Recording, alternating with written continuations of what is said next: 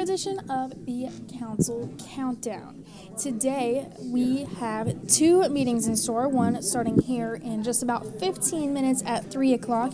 It is the Community Services and Land Use Committee meeting, and then after that is, of course, our County Council meeting. I'm Chloe G, and I'm here with our Public Information Officer, Hannah Nichols. So, Hannah, do you want to tell us a little bit about what's going to be on the agenda today and what we can expect? Of course. Thanks for having me, Chloe. It's always a pleasure to join you.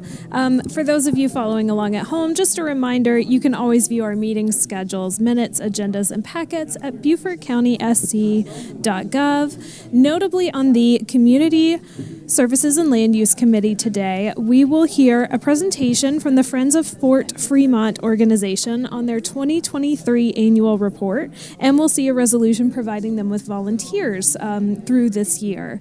Also on that agenda today is the potential approval for due diligence of a green space project known as the Mitchellville Tract, as well as the approval of an ordinance amending our single-use plastic bag ordinance, which I think is going to be much discussed. So I'm interested for that one. Amending, so Beaufort County passed this no single-use plastic bags, and now they want to amend it? Correct, but I'm unsure of if the amendment will actually broaden or restrict that policy. We'll have to see what council comes back with. I'm excited.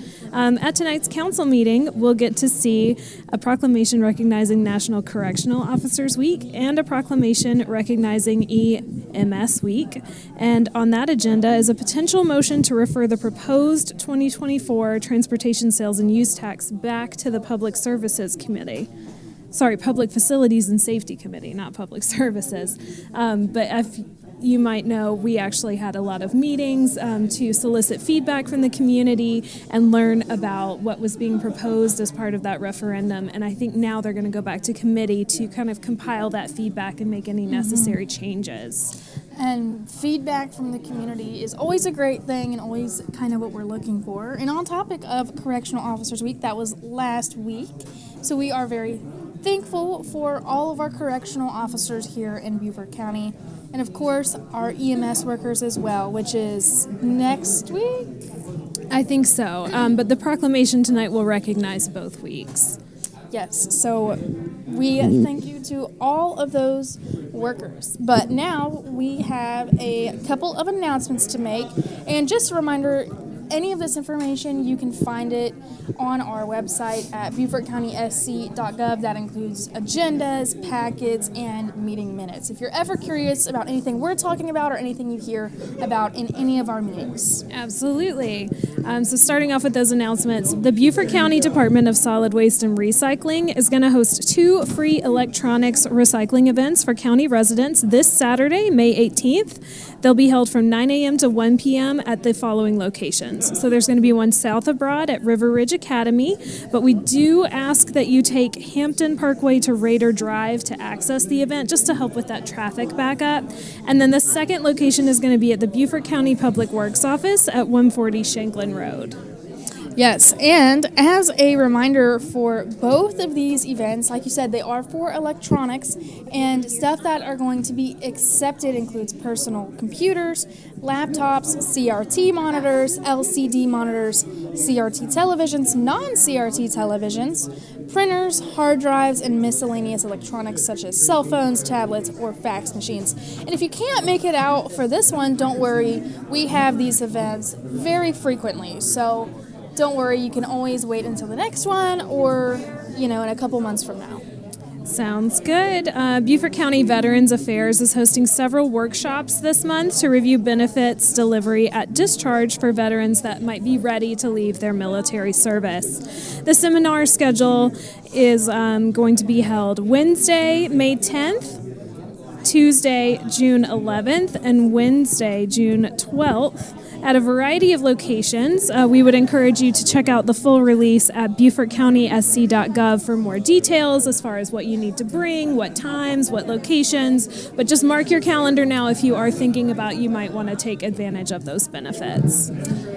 And another announcement, May is Hurricane Preparedness Month. So Beaufort County is urging all residents to prepare now for hurricane season. The theme for Hurricane Prep Month is Take the Time While You Have the Time, meaning this month is an opportunity to see what long-term storm preparations residents can make now to make sure that they are finalized and ready at the start of hurricane season, which begins in June. And a couple of reminders, know your zone. In South Carolina, state and local officials issue hurricane evacuations based on zones in coastal conditions, know your hurricane evacuation zone instantly with the SC Emergency Manager mobile app and hurricane.sc, South Carolina's online hurricane guide. And to note, they are changing the zones for the first time in 10 years. So if you're not sure, right now, this month would be a great time to check in and just see if your zone has changed and look for a reminder. That's right. And another important reminder from hurricane preparedness is to prepare your home. Do a safety check. Make sure your home is able to withstand the effects of a hurricane. How long has it been since your roof was inspected? How long since you checked out your shutters? Do we need to upgrade to a better insurance policy? It's just a really good opportunity to take a moment and evaluate all of your current preps and if you need to increase that level. Also remember your evacuation route. Be aware of the closest route ahead long before you ever need it. That'll allow for a more efficient and safer evacuation out of the hurricane's path. Once you've learned your route, stick with it, remember it, rely on your blue hurricane evacuation signs as you leave, not your GPS. You're going to end up in a traffic jam. Yep, and it's always a great idea to have, a little hurricane preparedness kit with you just in case, just because you never know, and sometimes it may be worse than predicted, so always great to take the time, and we just hope everybody out there takes the next couple of weeks to get ready. But while we have a moment, I'd like to thank everybody for joining us here on BC TV. Our broadcast team is always developing new and engaging content that matters to our area. New this year is an exciting schedule of shows, and you can also catch some live sports from the local high schools and programming available on cable channels Comcast Channel 2, Hargray Channel 9 and 113, Spectrum Channel 1304. You can also stream online at BeaufortCounty.tv or on YouTube. So wherever you're viewing us from right now, you can view any of our programming and any of our shows. We're also on Roku, Apple TV, Android TV, and Amazon Fire. So, yes, we would just like to thank everybody for tuning in, and we have been doing a lot of hard work to make this something for you guys. And for those of you who might just now be joining us, this is the Council Countdown to prepare for the Community Services and Land Use Committee meeting, which starts today at 3 o'clock. We appreciate you tuning in with us. Definitely follow along with agendas, packets, and minutes at BeaufortCountySC.gov. I'm going to go back to a quick announcement really quickly. Beaufort County Engineering is going to be hosting a public meeting for the Middle School Access Road and Airport Frontage Road projects. That's going to be held on Tuesday, May 14th, so that's tomorrow, from 5 p.m. to 7 p.m. And they're going to have the consultant on site. This is part of the 2018 1-cent sales tax referendum, so it'll be an update on that project, where they are, what they're thinking, and you'll be able to get your questions answered directly from any engineers that are there. And the Southern Lowcountry Technical Subcommittee is seeking feedback on the jurisdictional Southern Lowcountry stormwater manuals. All stakeholders are encouraged to submit comments, suggestions, and improvements. Implementing jurisdictions are working on draft changes and would like input on any additional proposed edits from residents, developers, engineers, and other individuals who may have some technical expertise. Comments on all manuals will be received beginning Monday, April 1st through Friday, May 31st. So you have a couple more weeks if you have any suggestions. Comments may be submitted to wstormwater@bcgov.net. Our stormwater team does a great job of mitigating any of those impacts, and everything really ties into our nature and our environment here at Beaufort County. Speaking of the environment, the Beaufort County Passive Parks Department has recently unveiled a new exciting nature program schedule, including birding, trail walks, and special events. You can view that at BeaufortCountySC.gov/passiveparks or email destiny.rains@bcgov.net for more information. That is all the time that we have for today, so enjoy the Land Use and Services Committee meeting, and we will see you back before the County Council meeting. Thanks, Thank Chloe. you.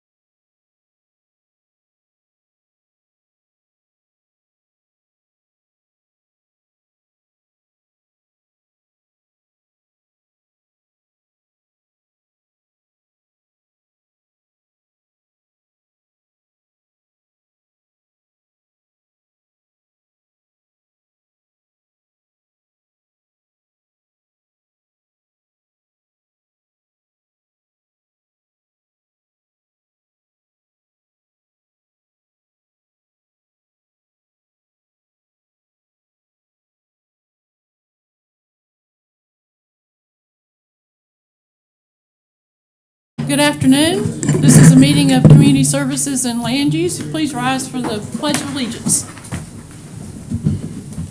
I pledge allegiance to the flag of the United States of America and to the republic for which it stands, one nation, under God, indivisible, with liberty and justice for all.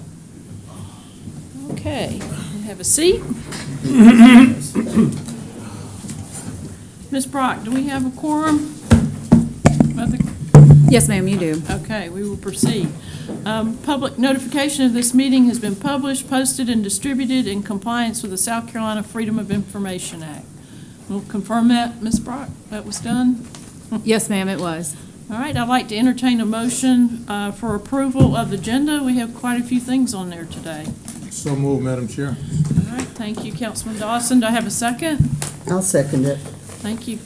Councilman Tabernac. We have two sets of minutes, one from April 8th and one from, which Mr. Glover chaired that one. And then October 9th, the reason that one is on there, our clerk's office does an annual audit of their minutes, and it was discovered that the October minutes had not been approved, so this is just to clean that up.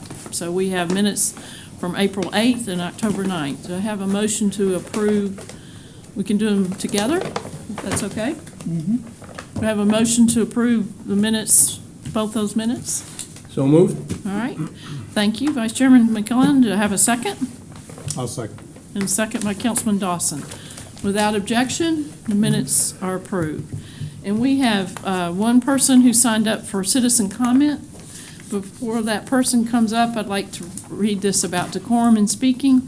When speaking, each member shall address the chairman, avoid disrespect to the council and any personalities, confine himself to the question under consideration. This is public comment, and identify yourself and where you live, your address for the record. And we have one person signed up, Grant McClure. Item number 13, plastics. Grant is with the Coastal Conservation League. Hello, my name is Grant McClure. I work for the Coastal Conservation League. I also live in Beaufort, and my address is 1212 King Street. I'm here today. I'd like to comment on the plastics ordinance, and so I'll just be reading my comments, and we have a couple of suggestions. My name is Grant McClure. I work for the Coastal Conservation League, and we're a 501c3 nonprofit that focuses on environmental advocacy to protect our natural resources and the quality of life in our communities. Thank you for the opportunity to comment on the proposed amendments to eliminate the use of plastic carryout bags, plastic straws, and polystyrene plastic foam. The League supports these updates to the Beaufort County Community Development Code, which will help protect marine wildlife and local wildlife, maximize the operating life of our landfills, and lessen the economic and environmental cost of managing waste. We offer the following suggestions to further refine and clarify the ordinance. Namely, we want to make sure that the exemptions are not unintentionally conflicting with the ordinance's prohibitions. So, for example, Section 38-164, Item K, creates an exemption for carry-out cutlery. That includes spoons and forks. And, this exemption, whether unintentionally or not, seems to contradict with Item E in Section 38-163, which states that no food or grocery establishment or food provider within the unincorporated areas of Beaufort County may provide plastic straws, plastic food serviceware, or disposable food serviceware containing polystyrene plastic foam to its customers. And so we recommend examining this deeper and clarifying if, in fact, plastic cutlery and serviceware is to be allowed per the ordinance, or if it is to be an exception. Additionally, under exception, Section 38-164, Item E and Item K, they're very similar in terms of what they allow, and so it may be possible to combine those two sections. They both reference meat trays. Section 38-164H, that creates an exemption for any products that are purchased, prepared, or packaged outside of the unincorporated area of Beaufort County that are delivered to or sold in the county.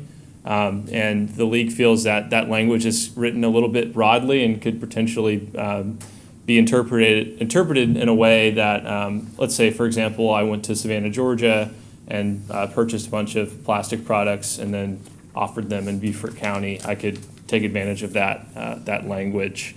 And that may not be the reason that's there, but just wanted to clarify that section. And then finally, under penalties, we recommend explicitly identifying the jurisdiction or authority for enforcement.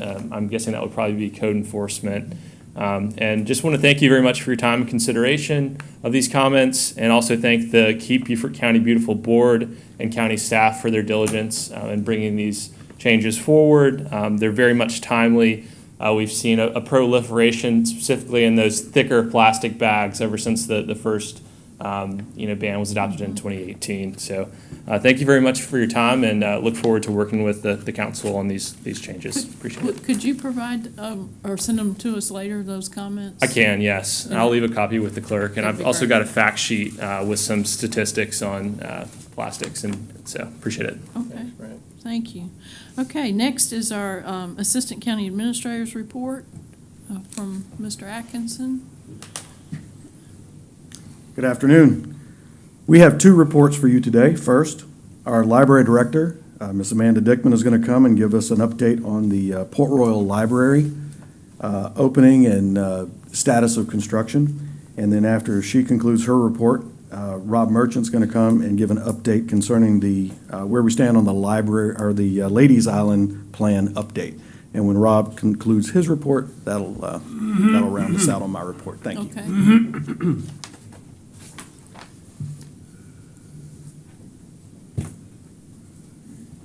Good afternoon. It is my pleasure on this kind of gloomy afternoon to talk to you about something that lights my world up, which is libraries. I hope it lights yours up as well, or at least convinces you to read a book. Before we get into what I know is burning on your mind, am I going to give you a date today for when the Port Royal Library will open? I want to give you a snapshot of what our libraries are doing right now. I don't think that's advancing, but you got me. Okay. We're not quite finished with the year. We're about 10 months through our year, but the statistics are keeping us on track to exceed, or at least, at the very least, match our performance from last year. As of today, we've had over 300,000 visitors to our locations. We've also gone out to 461 events throughout the year so far to spread the good news about the library. In-house, we've hosted about 1,700 public programs, everything from story times to book clubs to information topics to computer help. In between our print and digital checkouts, we have put 694,000 items into the hands or ears of people using library cards. And we've hosted 1,003 meeting room requests. So that's just to let you know, we're not even finished with the year, but let you know that our libraries are being used for books and more as we serve and support our community for learning, for leisure, and for life. So let's talk about the Port Royal location. I feel like a mother, an expectant mother, in that last phase of waiting and expecting the delivery of our newest child. So this library in Port Royal will be at 1408 Paris Avenue. Square footage on that is approximately 2,500 square feet. To give you a visualization of that, that's a little bit smaller than Lobico. The project budget, you approved an amendment for $660,000 to be paid by library impact fees collected in that district. Our project manager is Mark Sutton. The contractor has been Beaufort Construction, and once open, it will have a multi-purpose meeting room. It will have a group study room. We've pre-ordered 5,000 items for the shelves. It will have our free fax scan and email system, as well as free Wi-Fi and public computers. So let me just recap, let you know how this project started and where we're at now. About almost 2 years ago, in September, our library board approved the idea of a library at 1408 Paris Avenue. You announced it in October. In March, you made the budget amendment so that we could move forward. In June through September, it went through the project bid and review process and selected Beaufort Construction as the contractor for the project. In November of 2023, they began work on the interior, and from that point until even today, the work has been done to make the interior of that existent vacant building available for library service. Also, last month, you also approved the naming request to name the library in honor and recognition of the former mayor, Mayor Murray of that town. So let me give you a little pic so you can see where we're at. The picture on your right is where we started. The picture on your left is where we're at right now. We've installed irrigation as well as sod, so we're working on beautification of the exterior. Picture on the left is where we started, and the picture on the right is where we're at right now. You can see what a little bit of difference a little bit of grass can make. Interior, the picture on the right is some of that beginning framing work of trying to carve out a service desk and a workroom for our staff, and the picture with the columns is where we're at now. The picture on the left is where we're at present day. Flooring's been installed. The starting of shelving has been erected. We replaced the lighting, and we have reglazed the windows, and you can see a picture shows a distinct difference. Both taken in daylight, but the distinct difference in that experience. And then also, we've made a study room and a kids area out of the picture on the left was what we started with, and the picture on the right is what we have. When we do have an opening day, I can't wait for you to see that circular light in the kids' room. I think it will be an attraction for kids of all ages to come and see. It changes colors if we want it to, or it can stay static. It's just a little feature in there to make the library a little exciting. So where do we go from here? Where do we get to a magic date that you can circle and plan to join us for an opening day? We're not there yet, but we're getting close. And I tell my staff and I tell people who email and call me that each day brings us closer to being able to make a determination. Here's why we can't circle a date just yet. Number one, we haven't passed inspection and we don't have certificate of occupancy. That's number one. We have to get that, and we're working with our contractor to get to that even as we speak this week. Then next, once we have the keys to the building, so to speak, we'll be able to work with our IT department to install the IT equipment we need, as well as install tables and other furniture that we've ordered. And then we actually have to schedule the delivery of those 5,000 items. Each one of those items has to be touched by our staff and processed so that it can be findable on our online catalog and on the shelf. We're also concurrently completing the exterior beautification, adding some more greenery, adding some more color in the yard area, and then we also have to complete the sign now that the naming has been confirmed.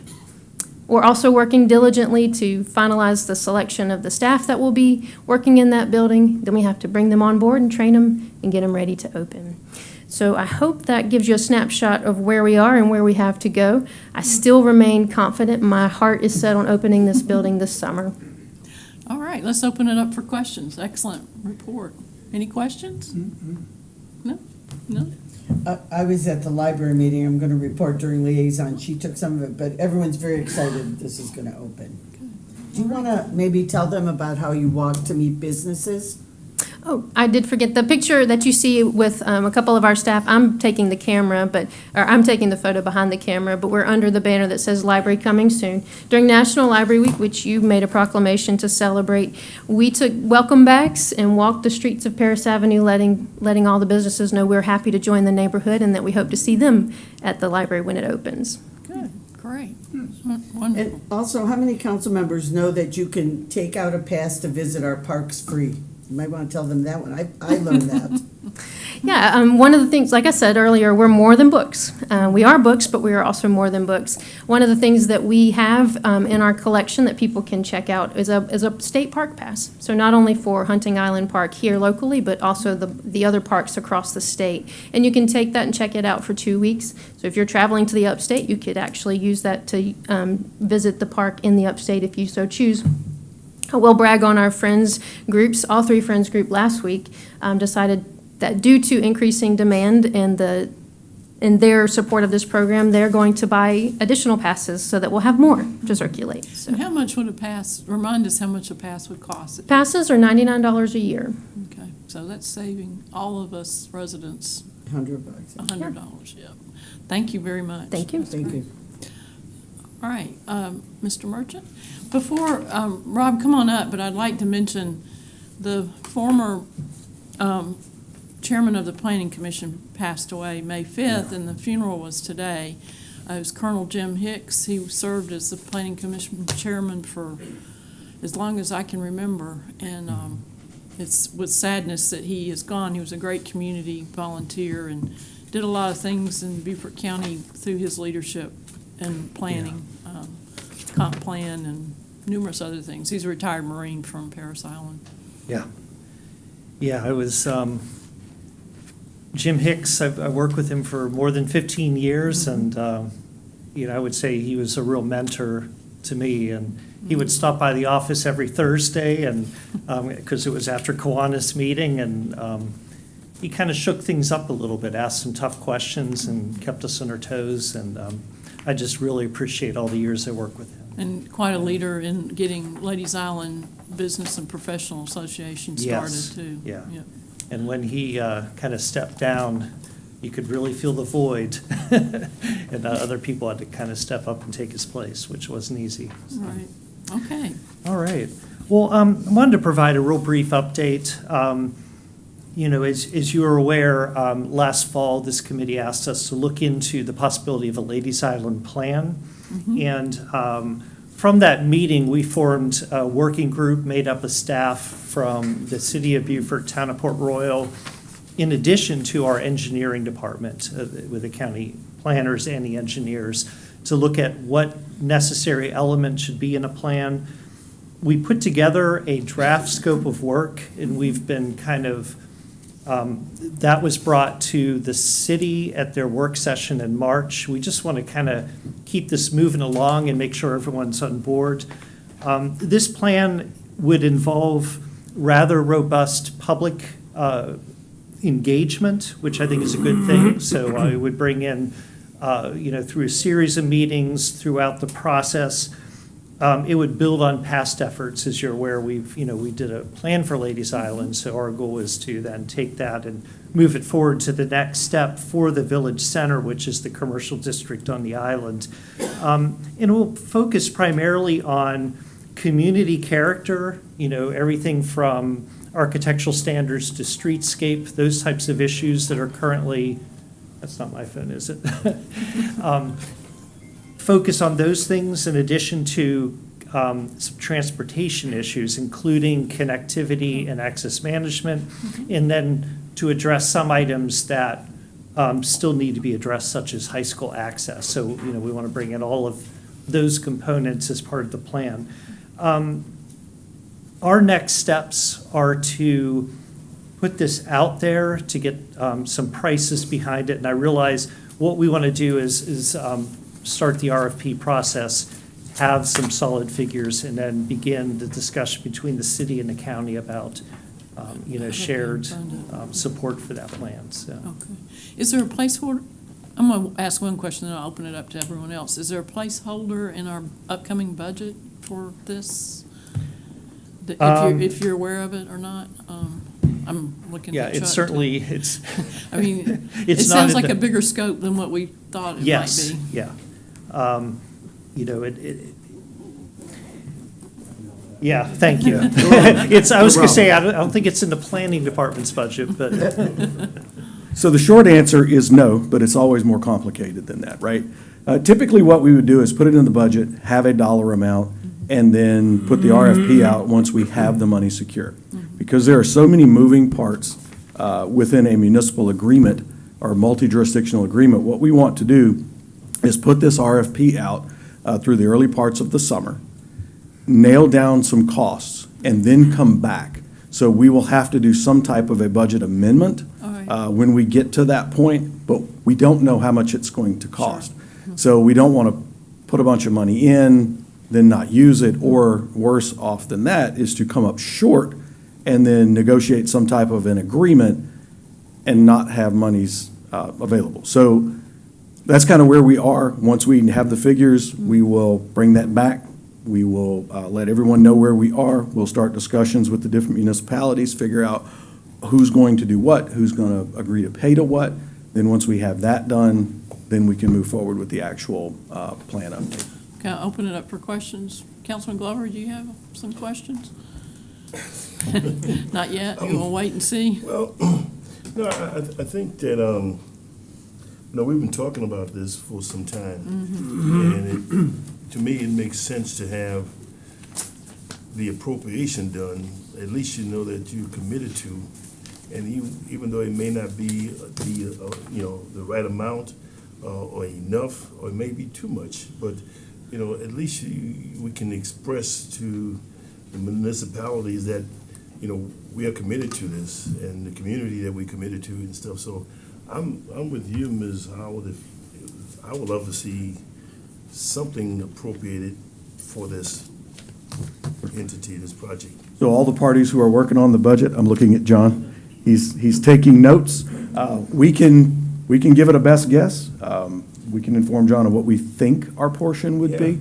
But again, it's a guess, but point But at least, taken. to me, at least you're planning for, and versus coming back to amend, then people say, why didn't you put it in there up front? That's, Sure, and the simple answer is because we don't know what it's gonna be, and we don't know what our share or what the agreed participation levels are gonna be. That's my point. That's kind of where we are. but you can tell the municipalities that the county is at least thinking about allocating X amount of dollars towards something. So, right, I mean, we're gonna look for a cost share. So, point taken, yes, sir. Okay, thank you. When you mentioned the high school access, I just see dollar numbers, because I remember when we talked about it over a year ago, everybody kind of threw up their hands and said, how are we going to do this? So I'm sure it's not going to be cheap, whatever.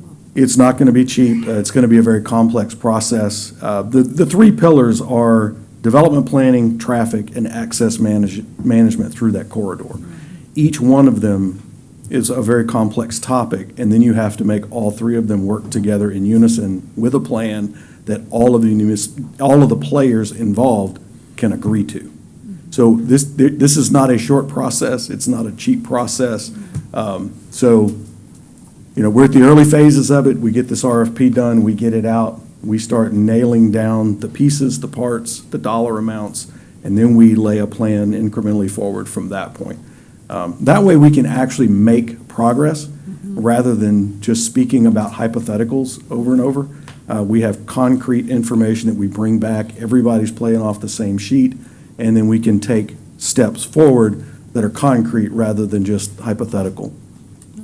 Okay. Okay. Thank you. Chairman, Any other just- questions? Another Yeah. comment I'll just make, Mr. Atkinson, while I was at the last public interest in the 1 cent referendum infrastructure tax, and Mr.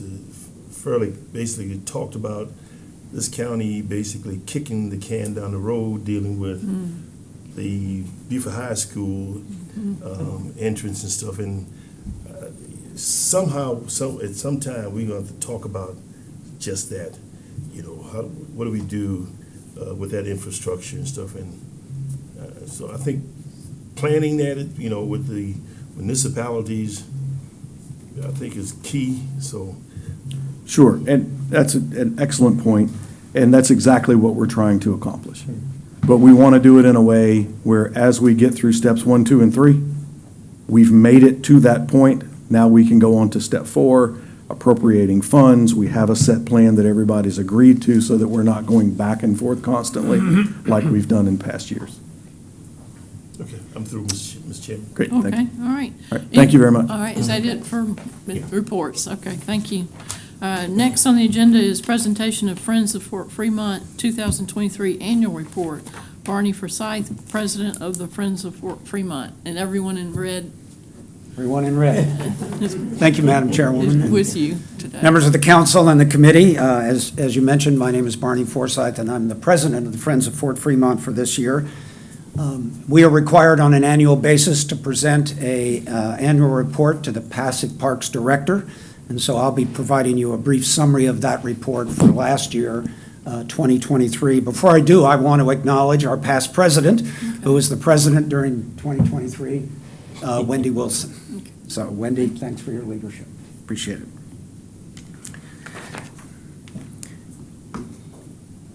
The mission of Fort Fremont is to preserve and promote the fort as an educational, historical, natural, and cultural resource in the area. We are particularly interested in telling the story of the history of Port Royal Sound in general, and particularly during the Spanish-American War era. This was a fort that was built during the Spanish-American War era, so it provides an important historical presence for the county. The Friends of Fort Fremont was formed in 2009 with this as a mission, to be part of a community partnership with the county to support the preservation and promotion of this particular fort. And we take our community partnership both for Beaufort County at large and particularly for our friends and neighbors on St. Helena Island. That's very special to us, and we think that's important for what we do. I'm going to be highlighting these particular topics very briefly that are part of our report. First is the History Center operations. The county opened the History Center several years ago. We began initially staffing it on Friday and Saturdays, and because of interest in the History Center, opened it on Sundays as well. And as you can see, last year we had almost 1,900 volunteer hours to support over 6,000 visitors to Fort Fremont. And this is a 50% increase in participation at the fort. 45 states and 10 foreign countries were represented. In addition, we presented 17 tours and seminars to various groups. A couple of years ago, we also developed a smartphone application that gives a self-guided tour of the fort, and we had almost 870 downloads of that. So those are additional people visiting the fort, maybe at a time when the History Center wasn't open, but still were able to take advantage of the history that's on that tour. In addition to those volunteer hours, we had 300 volunteer hours in our Facilities and Grounds Committee doing general cleanup work, vegetation removal, and cleaning up the batteries in partnership with the county that also maintains the fort property. But we take pay particular attention to the batteries and to leaf and vegetation removal in that location. So 300 hours of volunteer work, that as well. In addition to the work that we do in the History Center, we also do educational outreach with the goal of getting children in Beaufort County excited about history, about Beaufort County, and about Fort Fremont. Our program is geared to grades 5 and 8, which focus on that particular era in history. Last year we had 4 school groups go. In addition, we participated in the Penn Center Heritage Days, which brings school kids in as well. And so we were partners with Penn Center in telling the Fort Fremont story as well. We have a group working on a traveling trunk, which will have artifacts from Fort Fremont and from that era that we will take around to the schools. So in addition to inviting school children and school groups to come to the fort, we will take the fort to them as well, so we can continue to get out and involved in the schools. We also have a robust community outreach program. This past year, for the first time, we hosted a Harvest Festival in the fall that drew over 300 people to the fort on that particular day. We thank you for the support of members of the council and the like. We hosted, thanks to Cecile Doer, who is a past president of the Friends of Fort Fremont and owns her home, which was the hospital fort, the fort for the hospital. She opened up her home over the Christmas holidays for a tour, and that attracted many folks to come through the old hospital as well, and that was in partnership with the Garden Club. We have done community presentations to a variety of groups that are listed there, And we also participate with our neighbors at Land's End in the Land's End 4th of July Parade. We're preparing to participate in the City of Beaufort Memorial Day Parade coming up as well in another few days. We have a presence on social media. You can see we have about 1,900 followers on our Facebook page, which is again an increase of almost 20% from the previous year. And we are right now with TripAdvisor rated as number 2 of 18 locations to visit on St. Helena Island. So we are continuing to draw attention and attract people to Fort Fremont. We have a very robust marketing campaign, and you can see a variety of things that we do there. We've started publishing a newsletter now so that we can tell more in-depth stories about the history of the fort and the people who lived at the fort and lived in the local community going forward. We are working very hard to enhance the visitor experience at Fort Fremont, and I want to tell you about a couple of exciting projects that are ongoing. The first is that we are developing artifacts and replicas that are reflective of the fort when it was in operation. The first that will go up, we hope this coming Friday, is a delivery table. A delivery table was a device that was at the top of the electronic hoist that brought the rounds up. The rounds then fell into the delivery table, which then allowed a crew to load them onto a ammo cart, which was used to breech load the round. The county approved a loan of a delivery table from Battery Thompson on Sullivan's Island, which we then brought to Fort Fremont and cleaned up and painted, and that will be displayed there as well.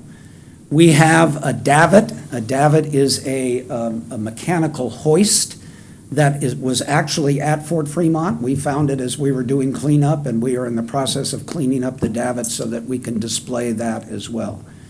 We've also taken steps and have procured a replica of what a 10-inch gun projectile would look like, and we hope to display that on the delivery table when that's available. And we're working with a local contractor to develop a replica of the ammo cart itself. All of these will be displayed initially on the patio that's next to the History Center as well, so people can get a sense for some of the equipment that we have there.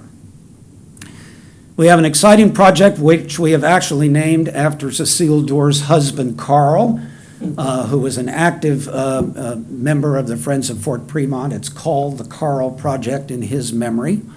And that is to look at the possibility of recreating what gun position number 1 at Battery Jessup, and you see the picture there, would have looked like when the fort was in operation. We're in the process of raising the funds to do a study that will tell us what it's going to take to bring the gun position and the area underneath it up to safety standards so that we can create a place that will look like Fort Fremont looked when it was in operation.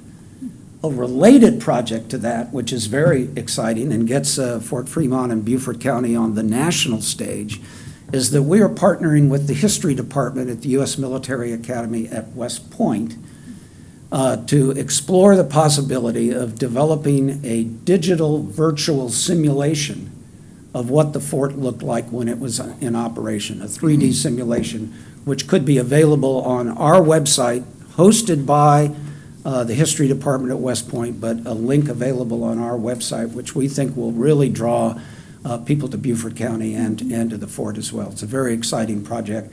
We will have cadets and faculty members from West Point's History Department here on site next spring break, next spring, to begin the first part of this effort, and we'll keep you posted on that as well. And finally, we have a group of folks that's working on developing a coffee table book on the history of Fort Fremont and the history of Beaufort in that area. And we hope that that project will progress in the next year or so going forward. So we'll be able to tell the fort story, not only live at the fort itself, but with a book or with a document going forward. Okay. I want to say a special thanks to our Passaic Parks Director, Stephanie Negid. She has been a great partner to work with. I think the county council and the taxpayers in Beaufort County can feel good about the way in which she represents all of us, but is a really important partner for us at the Friends of Fort Fremont. We have a great relationship, and we couldn't do it without her, and I want to give a big shout out to Stephanie. Thank you, Stephanie. And finally, thanks to you all for your support, particularly thanks to Councilman Glover for your support. We're in your neck of the woods, and we're always delighted when you and all the members of the council come visit us. And subject to your questions, that concludes my presentation. Are there any Thank you. questions? Comments? These are real good people to hang out with. And I enjoyed being there, and I enjoyed the Christmas tree at Ms. Dora's house. That was really, for me, was my wife. We enjoyed the hospitality you extended, but also how the Friends of Fort Fremont has what I consider embraced and incorporated the community. And I just want to say I thank you for that, and I appreciate that. And I look forward to the Carl's project. It'll be exciting. We'll keep you posted. Okay, Thank you. thank you. Thank you. Thank you very much. Thanks to my teammates. I need to maybe go back on the agenda. John Robertson, I think Audra wanted to introduce Ben. Yes, you did. Okay, we can jump back to that. Okay, I think they're out in the hallway. I apologize. I saw her get up and I was like, oops. So we're going to go back to our Assistant County Administrator's report because Ms. Audra has some very important announcement to make. Yes, thank you, Madam Chair. I'm sorry, I skipped you. It's all right. I appreciate you going back around and allowing me to speak. I would like to introduce the new Human Services Director, Ben Boswell. Ben has been with the department for a little over 11 years. I think he's going to do great in this role, so I'd like him to get up and introduce himself. Great, thank you. I apologize, Ben, for skipping. I understand. Good afternoon. It is an honor to accept this position as a Human Services Director. I've been with the county for almost 11 years now, and the entirety of that time has been spent with the Human Services Department. It's probably a little bit less than a third of my lifetime with the Human Services Department. The mission of the Human Services Department is to strengthen the network of human services in our community through advocacy, collaboration, and empowerment. We're often confused with human resources. We're not human resources. We get called all the time, 255-2990, not us. We're also often confused with the South Carolina Department of Health and Human Services, which handles Medicaid. So we are distinct from both of those. Lots of confusion with that. Understandably, similar names. Got a lot of exciting things coming down the pike. We have a new logo being rolled out. Hannah Nichols was kind enough to help design it. I have no artistic talent whatsoever, so I'm very appreciative of that. Anna Ramirez, who has been before you guys presenting on issues of homelessness and housing insecurity, has been promoted to our program coordinator. So we have her replacement coming in at the end of the month. We have a lot of plans in that arena, and I look forward to giving you guys some updates soon. I think lastly, and very importantly, the Human Services, Community Services grant process is coming up pretty soon. We have the grant application being reviewed. We'll have the updates implemented very soon. That should go live end of May, early June, and then I'll be before you guys in the fall, early fall, with recommendations from that committee. Okay. I had a question for you. How Yes, many ma'am. agencies do you usually have apply for those grants? It ranges somewhere between 30 and 40. Typically, it falls in the 30 range, but we've seen it spike from year to year. I think the highest we've ever gotten is around 45. I think that was like mid-pandemic. I think the lowest we've ever gotten is something around 25. And I couldn't tell you, there's no rhyme or reason as to what or why it comes and wanes, but typically it comes around 35 agencies. Well, congratulations, and Thank you very any much. council members have any questions? Ben's been here a while. Thank you. Thank you very much. I appreciate your support. Again, I apologize for skipping That's all that. right. Thank you. All right. All right, now we'll go back to our regularly agenda, scheduled agenda. Miss Stephanie Nagy's going to talk about an important volunteer service agreement with the Friends of Fort Fremont. I know this is taking a lot of work. Yeah. Get this worked out, so. Good afternoon, Madam Chair, Committee. Stephanie Nagy, Passive Parks Director. As you heard with the presentation Barney gave, the Friends of Fort Fremont are essential for the operation of Fort Fremont Preserve, with all the work they do, not only with their docent tours and interpretation of the history, but with also the maintenance of the fort itself and recommendations for us moving forward. They're greatly beneficial to me in coordinating and being able to hire really well-qualified archaeological architects to evaluate the fort and create recommendations that we hopefully can then move forward with implementing.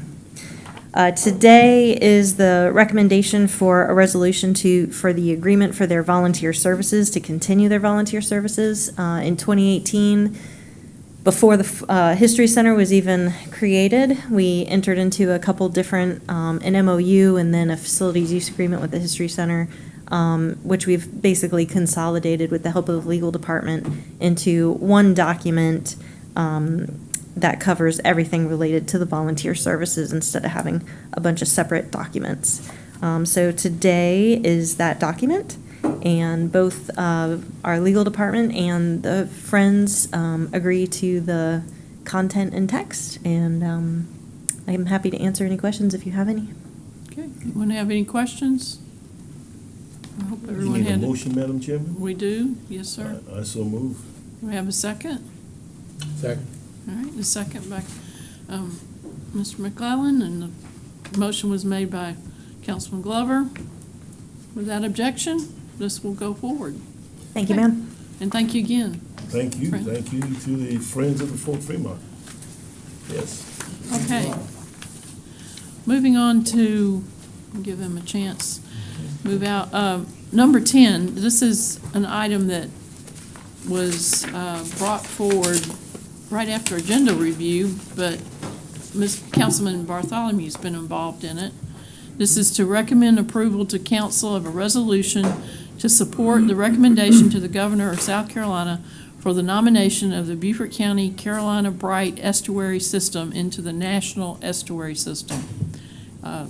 Is there anyone on staff that's going to speak to this? Looking to. It's been reviewed by legal, correct? It's been reviewed by legal. I drafted the EAS for Mr. Bartholomew, but I expected he would be here to talk about it. He's the one that brought it forth and asked the chairman to put it on the agenda. Right. I don't have anything in addition to what's in the resolution or on the AIS to add to it at this point. Okay. Well, thank you. The other day when Mr. Dick Stewart was here, he talked about it a little bit and how important this is not only to the Port Royal Sound, but all of our resources, but also to USCB, Beaufort. It will kind of help get things going, and it needs to at the national, if we get this resolution and the nomination goes through. Yes, ma'am. For the National Estuary. So I'll just sum it up like that. Do I have a motion to forward this? I will make that motion. Okay. I'll second it. All right. Do you have a second? Yeah. I think Councilman Yeah, Dawson Madam- seconded it, so, okay. Madam Chairman, I'm going to support this. I just love to know where it is. I just don't know where it is and stuff. I know it's in the Port Royal Sound, and it must be, I don't have a problem with it. I highly support it and stuff. I just wish he was here to tell me A little bit more. where it is and Well, stuff. it sounds like it's all over the county, York. It There's is. 10 Yeah. rivers, 2 sounds, and 175,000 acres of salt marsh. So I think Right. it probably takes up an awful lot of I territory. think it does. Spread out over. Exactly And the it's- description of it. Yeah, Yes. it's long overdue Yeah. for inclusion in the national program, Right. that's for sure. So We I should have support your been efforts, probably too. 20 years ago Okay. included in it. Mhm. Great idea. Yeah, it will bring a lot of good things. Okay, without, any other comments? Without objection, this will go forward, and it will be at, not this county council meeting, but the next county council meeting. Okay.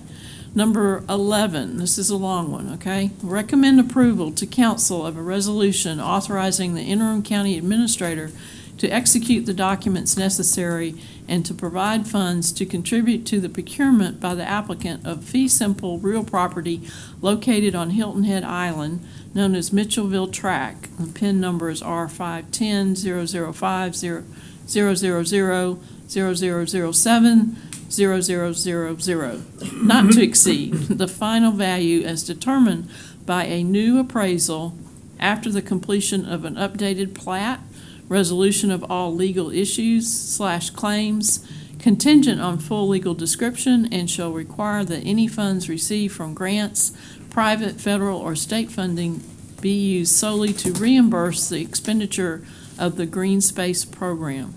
The physical impact is to be determined. Final amount is unknown until staff completes and reviews necessary due diligence in accordance with the Green Space Advisory Committee's recommendation and Green Space guidelines. And I would like to call upon Mike McShane, who's chairman of the Green Space Advisory Committee, and then we'll entertain a motion and probably another motion. Would it be the pleasure of the committee to have, because I do think that it would be beneficial to the committee for our legal review. Yes, sir. So I would recommend that the committee consider taking a motion to go into executive session for that legal review. Madam Chairman. So could I ask, you can make a motion to adopt the resolution, get a second, then go into discussion, and then we could go into Okay. executive I'll session? make the motion to Adopt the resolution. Do I have a second? it. Okay, Ms. Tavernet seconds, and then, Madam Chairman, I'd like to make a motion to go in executive session to get legal briefing. perfect, okay. I have a motion to go in, and have a second to go into executive session. Got it? No objection? Oh, We have to vote. without objection, we will go in executive session. Very good. And we'll adjourn over there.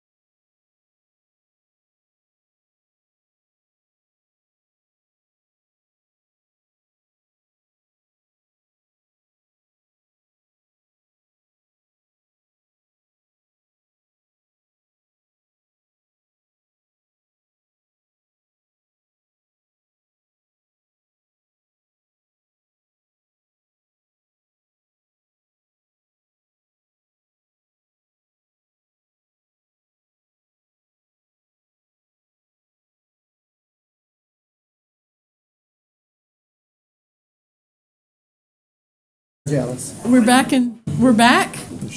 Is everything, we're out of executive session, and we're going to continue the discussion of the motion that was made for number 11. Madam Chairman, I call for the question. Madam Chair, do you want Mr. McShane to explain the project? Yes, that would be great. It was included in our package, the drawings, but we'll have some more explanation, and then we'll continue on. So the recommendation, Madam Chairman, is from your Green Space Committee is to have the committee's support, your committee's support to move this forward to council with the stipulation on our updated appraisal process, some of the other due diligence that is ongoing as we speak, including at some point, just to set an expectation, other dollars that we can secure that may come back to green space, but that could be 12, 18 months sort of time cycle based on sort of the federal and state fiscal years Okay. on that. Any other questions for Mr. McShane? No. All right, we have a motion and a second. Can I make that motion, Madam? No, we already had it. made. It's already been made. Councilman Glover made it. It was seconded by Councilman McAllen. McAllen. Fair enough, okay. All right. Without objection, this will move forward to full council. Thank you very much, Thank Mr. McShane, Chairman McShane, for coming tonight. Thank you. Thank you. All right, number 12. This is recommend approval to council of a resolution to establish Beaufort County's community development priority list. So moved, Madam Council. Do you want to hear her, you want to hear her report? That's okay, whatever. Okay, let's have a second. I'll second it. All right, second by Ms. Tavernick. The motion was made by Councilman Dawson, and go forward. What do you want to tell us about this? This resolution is brought forward after Michelle Knight with Low Country Council of Governments presents her CBDG program to council, which she did on April 22nd. So this is a resolution for the Beaufort County Community Development Priority List. Madam Chair, Mm-hmm. I'd like to make a motion to amend it Okay. after a conversation with Ms. Antonacci. If you look at page 44 in our packet, the actual resolution, under number 1, it says provide new quantifiable public services. We should end it, my motion is to end that first sentence after individuals and remove and are needed to prepare for, respond to, or prevent the spread of COVID. That's old language. We agreed it needs to come out. Yes. Do I have a second to that I'll amendment? second All right, second by Councilman Dawson. We vote on the amendment first. Without objection, that will be amended. We'll go back to the original motion. Are we in discussion on the motion? We can. Okay. I said without objection, but that's okay. Yeah. Well, I With wanted to- discussion. I wanted to call a couple of things that I spoke to Ms. Antonacci about. I asked about, if you could put that back up, Ms. Brock, if those priorities are listed in the order of priority or if they're just priorities. In other words, it doesn't matter which one you take first because, normally when you number them, it's 1, 2, 3. So are they really ranked? And my other question was, how much did we get last year in funds to support this? So answer question 1, they are not prioritized. The program is, in working with Jared, they never really know what they're going to apply for every year, so they are not ranked by priority. Second question, per the program, there are a certain amount of funds that are allocated and projects have to be completed within 2 years. Jared advised me that they did not apply last year. They applied in 2022, and it was for the Stewart Point pathway for $200,000. Okay, thanks. You're welcome. Okay. I think the year before was Bon Air sewage hookups in 21, neighborhood, if I recall correctly. So any other questions before we, none? Okay. Just a comment, if you put that back up on the screen, item number 4 may well become a priority. Yeah. Mm-hmm. Yes, sir. And there Okay. is a plan out there to address item number 4. Yes, sir. Thank that you. will be coming forth. That was why I asked, is this in order of priority? No, Because it's some not are in more order. important. These are always priorities. Sometimes something comes up. And pops up, yeah. And number 4 is now popping up as a priority. You mean countywide or a particular neighborhood? Both, Okay. Well, I know there's several neighborhoods in my district yes. that would definitely be a priority, and I'm sure Yes. there's others too. So, Yep. Yes. okay, very good. Any other questions? And we pass this without objection? Yes. Okay, all right, let's move on. Before we do the next one with Mr. Hurlbert, and then also Chris Campbell's going to come up, this is number 13, which is recommend approval to council of an ordinance amending Chapter 38, Environment, Article 6, Single-Use Plastic Bags, Section 38-161. Purpose, Section 38-162, Definitions, Section 38-163, Regulations, and Section 38-164, Exemptions of the Beaufort County Code of Ordinances. This was kind of put on hold during COVID. We've been talking about revising the plastic bag code for a while, but then COVID hit and we decided to wait. As chairman of this committee, I made that decision. But now the time has come, and I want to give a lot of credit to the Keep Beaufort Beautiful Committee, and Coastal Conservation League gave us some help, and even tonight they gave us some recommendations. This is a work in progress, and we will have, I can anticipate several meetings with the public in different parts of the county to talk about this, and also with all the local governments, because we need their buy-in either to adopt whatever we adopt. This is kind of I won't call it a straw dog, but it's our first draft. We'll just call it first draft. Right. And then we're going to take it forward to the public and get comments from businesses and other people. So I'll let Mr. Hurlbert go over it, and then Chris, come on up too, and you can explain the research behind this and how you came, if you don't mind. Chris Campbell's chairman of Keep Beaufort Beautiful. His committee did a lot of work on researching different things in our state that are going on. Okay. Good afternoon, Brian Hurlbert, Deputy County Attorney. I kind of got backed into this. I was in the hallway, and Kinda Ms. strong-armed Howard you. saw me, and she handed it to me, and normally it would be our solid waste and that department handling this, but Mr. Desai has left the employment of Beaufort County, so I didn't want it to languish, so I went ahead and converted the ordinance that they put forth to Ms. Howard into our format and prepared an AIS and then brought it forward, hoping that they'd have a replacement for Mr. Desai by this time, but apparently not. So I'll begin the discussion, even though I've got no expertise in this area. But I will note that, as Ms. Howard said, in January of 2018, Beaufort County passed an ordinance banning single-use plastic bags. That was the start of the ban towards plastic bags.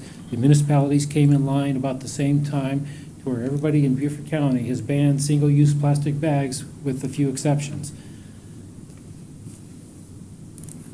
In 2020, the Isle of Palms passed an ordinance in which they took it a step further, banning the single-use plastic bags and plastic bags, most plastic bags altogether for point of sale, plastic straws, and the polystyrene containers that you put food in that you get from a restaurant or a food truck, things of that nature.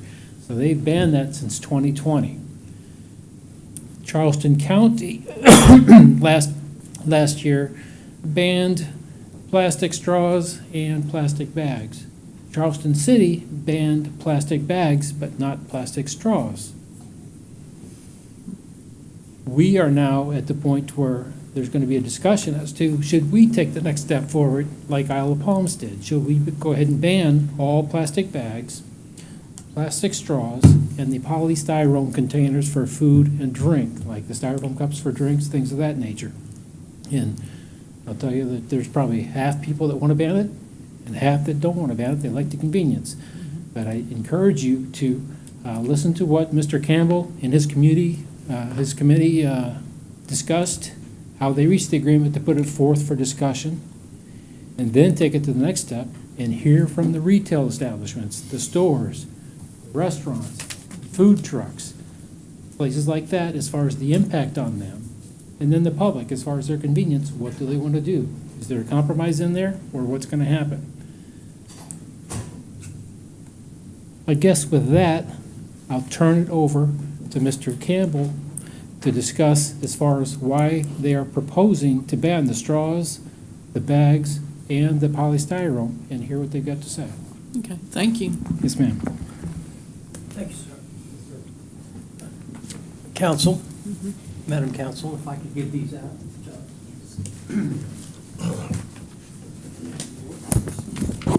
Will you pass it? Okay. And while he's doing that, I don't see us taking any action today. This is just a give and take discussion.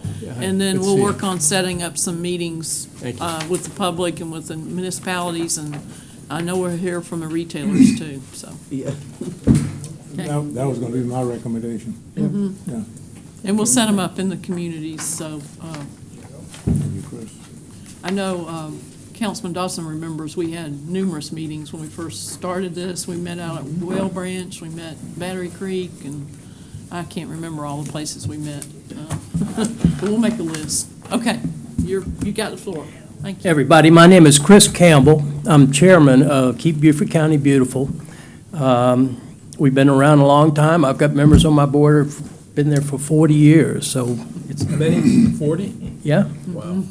Well, it wasn't a board then, but nevertheless, it was a part of Beaufort County.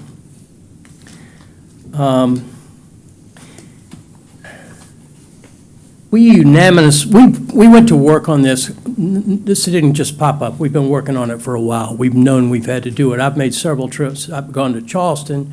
I've talked to the people in Charleston. We've been in touch with the people on the Isle of Palms. I mean, we've worked on this. And what the bottom line is, we think it's time for us to take another look at this. And it's our job as Keep Beaufort County Beautiful to recommend to you when things like this pop up, and we need to take a look at it. We voted unanimously to do this, so here I am in front of you. We voted unanimously to amend the plastic bag ordinance to ban one-time use plastic bags altogether. People got to bring bags. I mean, it's a fact of life. I really don't think I'm telling anybody here something you don't already know. Styrofoam cups and containers. I see them in the river all the time. I'm out there all the time. Plastic cups, utensils. It's just not necessary. Plastic straws, oh my God, they make a great paper straw. Paper is an industry in the state of South Carolina, one of the biggest industries. And it's, a little better than plastic. Anyway, our current landfills are about to max out. We all know that too, I think. To create a new landfill, we're going to have to go up to a neighboring county that's, it's just a disaster to build a landfill. Little communities will be subject to, 100 years or 1,000 years of a landfill sitting there in their yard. And it's going to be expensive for the county. But nevertheless, it's going to happen, so unfortunately.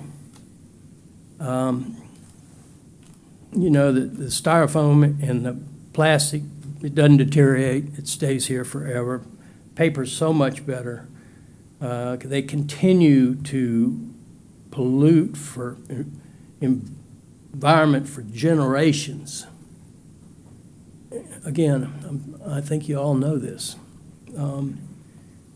The ban could have exceptions, medical and emergency service uses, things like that. Of course, that would be good. Religious, educational programs, maybe, we could take a look, we could have exceptions for that. It's not something we're trying to do some blanket situation, but we've got to start somewhere.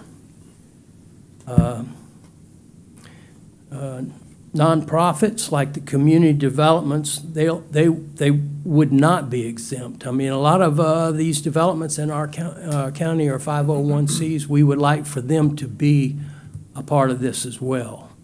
and not say, no, we're 501, we don't have to do it. Everybody's got to be in. The version that we proposed that I gave to you was written by a Keep Beaufort County beautiful member, Brenda McPhee. She's brilliant. She's an attorney that worked in Atlanta forever. She's on our board. But the ordinance is an exact copy of what I've just given you that is in Charleston, in the city of Charleston. That's what they have done.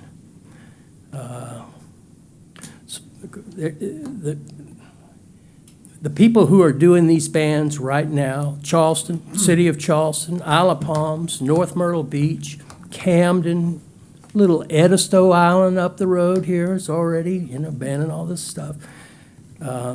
Mount Pleasant, Seabrook Island, Surfside Beach. The bigger cities, Columbia, it's on the table. Savannah, Georgia, it's on the table. Jacksonville, it's on the table. Jacksonville, Florida? Yeah. Really? Wow. They have a big push down there. Myrtle Beach, and it's close to being, accepted up there. So it's coming. We all know that it's coming. I think that we should,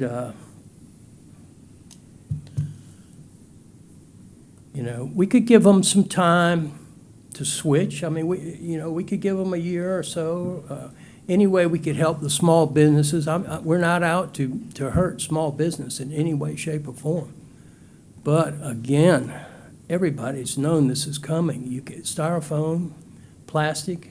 It's not good things for us to have out there in the environment. Do we want to open it, would you be willing to answer some questions at this Sure. time? If I Anybody? can, I'll try to. You try? Yeah. Any questions or, we're going to continue to talk Yes. about this. Obviously, this is something that we need to do. This is the beginning. By us making this recommendation to start the process of the ordinance. Thank you. Just like we do everything. There is going to be tremendous input gathered from all factions before we pass this ordinance. So tonight is the beginning. I think we should move this and begin the process. I applaud you for that. Chairman, is that a motion? Yes, sir, it is. Second. Okay, any discussion? Yes, ma'am? So first I want to thank Grant because I highlighted the same things he talked about. Particularly, I have a question on paragraph A. It says, no person may provide plastic carryout bags, blah, blah, blah, at a county facility, county-sponsored events. Does that include organizations we give ATAX funds to? That's technically county-sponsored. You know what? I'd have to look at that. I'm just throwing that out there. Right. We need to look at that. Yeah, no, that's good. Make a point of those things, because 'Cause that might that's impact exactly some what we people. need from you. Yeah, And I then don't know the answer to that. Letter H, and this is what Grant talked about, any products purchased, prepared, or packaged outside unincorporated but delivered here. I thought that was an important one he brought out, that's letter H. And then I had another question about, all the way at the end of your provisions, the end of this one, when it goes in effect, keep scrolling, please, Ms. Brock. Effective date? Letter A says 8 months after the date county council enacts the ordinance, right? And then it says, or similar ordinance has been adopted by every municipality in Beaufort County. So to me, that was kind of conflicting. What if the municipalities don't agree to it? I mean, Well, we got to do it, this is my personal opinion, I think we have to do it together. Yeah. It's Oh, I not- agree. I mean, I'm going to every municipality here with the same, I'm gonna, and I'll get better as I go along. But I'm going to everybody. I I think would it's hope they it's would my all agree. responsibility as a citizen Yeah. of Beaufort County. I would hope every municipality would agree. I hope so, too. Which would be great. And then my other question, which I asked Brian, was, who does enforcement on this? Like, are we currently enforcing the plastic bags? Code enforcement. I can answer that one. I understand that. Are we The doing it? enforcement would fall upon the jurisdiction in which the establishment is located. So in rural Beaufort County, our code enforcement officers would have to enforce it, or the Beaufort County Sheriff's Office if they're enforcing ordinances. In the municipalities, their code enforcement departments or their police departments would enforce it. And what you're really getting at is, are we actively enforcing that? That was my question. And there are some examples that we're all aware of where it doesn't appear to be actively enforced as current exists. You go to some fast food establishments, and you may get your food delivered to you in a very thin plastic bag, which was banned 6 years ago. So the question is going to be, in passing this, to where you go to the extreme, to where you pass all bags, plastic bags, the straws, and then those food containers, are we set up to enforce that? And are the municipalities set up to enforce that? And that's going to be upon the powers that be to require the enforcement arms to go out and actually enforce that. If they don't, if it's in municipalities, there's not much you can do about it. They either buy into it and they enforce it, or they don't. Mr. Reese had his hand up. Go ahead. Madam Chairman, first of all, thank you for that. Mr. Campbell, thank you for your efforts. I've seen you before, listened to you before. I've been in chambers listening to you. I appreciate it. Have you reached out to, let's say, the Surge Group, for example, and talked to representatives of the Surge and how this would affect them, and get some input from them on how they can maybe go forward, helping you, maybe being a partner in your endeavor? Absolutely. I have full intention of doing that, but I thought the first thing I would be to come to you. Well, listen, that's good. If you Yeah, want and then, to I mean, I'm sure that the next couple of years of my life's going to be dedicated to go around and seeing everybody and asking them, can we do this? Yeah, I think we There's can. some very good people within these groups, the Surge, and all of them included that. I think that's an excellent idea. They would like to get a jump start on it to help them, but I think they partner with you with this. So thank you again for your efforts. Can Are we have you another representing CERT Group now, Tom? Yeah. Who is that? That was Councilman McCollum. Nothing like a steak dinner, you know. No, I don't, but I think if we have all parties involved, we have a better chance at doing what Mr. Campbell would like us to do. Thank you. To your Yes, sir. Ms. Tabernick, to your question regarding the plastic bags or the styrofoam food containers from another county brought into the county, it's very difficult to enforce because we can't enforce our ordinance in that adjoining county.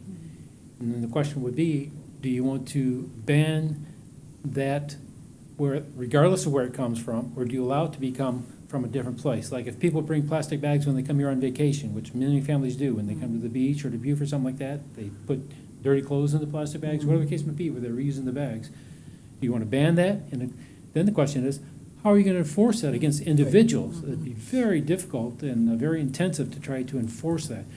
So I would encourage you not to attempt to ban the source from being outside the county, and we just live with it if they bring it in there, and enforce the litter laws to keep them from littering. If we catch that, be more active in our litter enforcement perhaps. And I think that's a good point, but we're literally talking about our vendors, correct? That's who's using these bags. I mean, I don't go out and buy a dozen plastic bags to use for my dirty laundry, but we're gonna look at restaurants, food trucks, Well, right? but most people will reuse those plastic bags for different things. Like, I've got a container where I put the plastic bags that I get from different stores into that container. Then if I have to get rid of, let's say, some dirty diapers when the grandkids visit, I'll put them into the bags, tie it up, and put it in the container.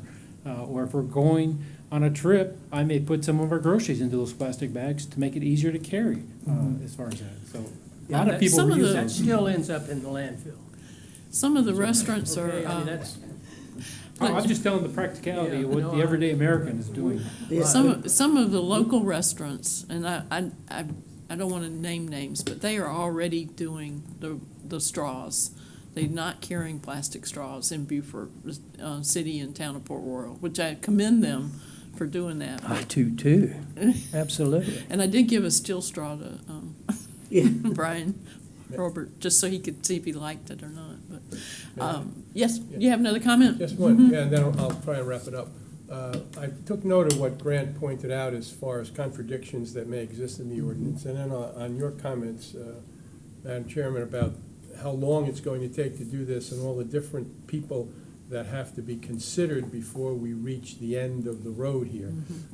This is complex simply because there's so many moving parts. Yes. And it's gonna take us a while to get there, and all the things you've said, and what Brian said, and what Grant said, and what everybody else has said, is gonna take us to the end of this journey, but it's gonna take a while. And I think we have, we'll have to get busy on it, move it along, and I support the motion to move this along, and I ask to call the question so we can move it along. Okay. We call the question. What was the original motion?